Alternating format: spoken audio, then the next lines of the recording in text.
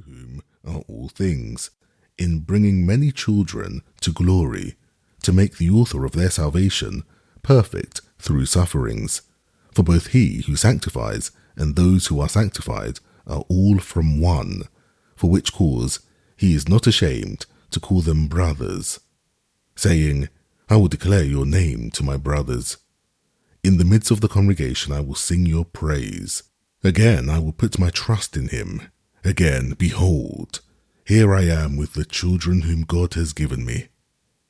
Since then the children have shared in flesh and blood, he also himself in like manner partook of the same, that through death he might bring to nothing him who had the power of death, that is, the devil, and might deliver all of them who, through fear of death, were all their lifetime subject to bondage.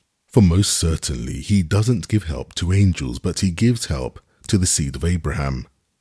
Therefore he was obligated in all things to be made like his brothers, that he might become a merciful and faithful high priest in things pertaining to God, to make atonement for the sins of the people. For in that he himself has suffered being tempted, he is able to help those who are tempted. Therefore, holy brothers, partakers of a heavenly calling, consider the apostle and high priest of our confession, Jesus, who was faithful to him who appointed him, as also was Moses in all his house. For he has been counted worthy of more glory than Moses, inasmuch as he who built the house has more honor than the house. For every house is built by someone, but he who built all things is God. Moses indeed was faithful in all his house as a servant, for a testimony of those things which were afterward to be spoken.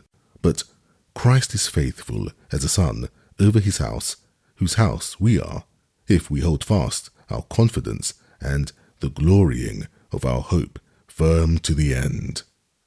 Therefore, even as the Holy Spirit says, today, if you will hear his voice, don't dare harden your hearts, as in the provocation, like as in the day of the trial in the wilderness, where your fathers tested me by proving me and saw my works for 40 years. Therefore I was displeased with that generation and said, they always err in their heart, but they didn't know my ways. As I swore in my wrath, they will not enter into my rest.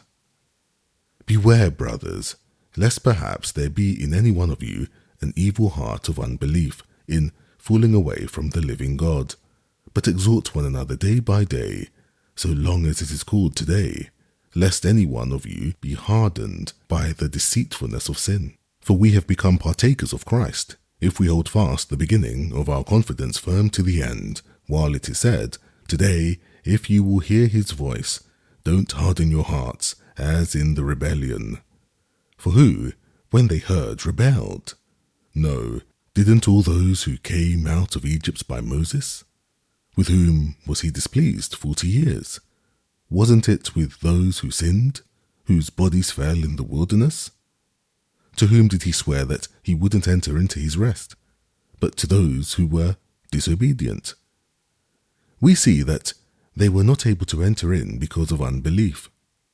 Let us fear, therefore, lest perhaps any one of you should seem to have come short of a promise of entering into his rest.